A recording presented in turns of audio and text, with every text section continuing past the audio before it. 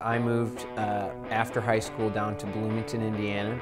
I was down there working on music, and Ken was in Bloomington for a short period of time from London working on a separate project, and a mutual friend of ours basically said, hey, you guys got to meet each other, you know.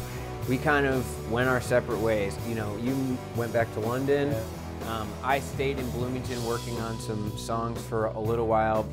Hero Jr. formed in 2010 as a three-piece with myself, my brother, the drummer, and bass guitarist. And you know, when it came time to make the second full-length album, we just really wanted somebody's opinion on vocals and a couple of the guitar tracks. And Ken, who I'd stayed in touch with over the years, was obviously our first choice. So we kind of started writing this full-length album via Skype with him in London and me in Bloomington over the computer.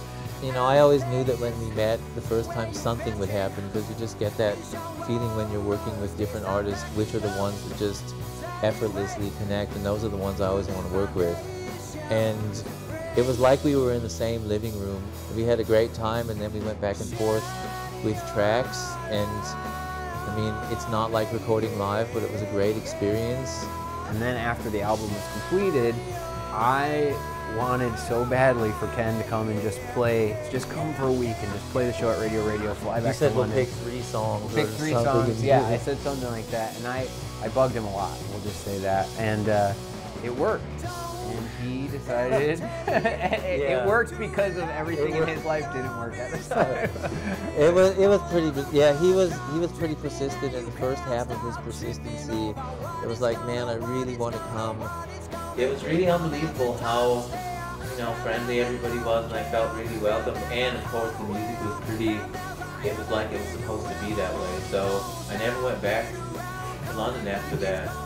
So it's one of those things where you just gotta follow your heart at the moment. I'm really glad I did it because, I mean, I knew that Evan and I had a connection, and now we're just super best friends, and the band's great, and you know, it's like a family.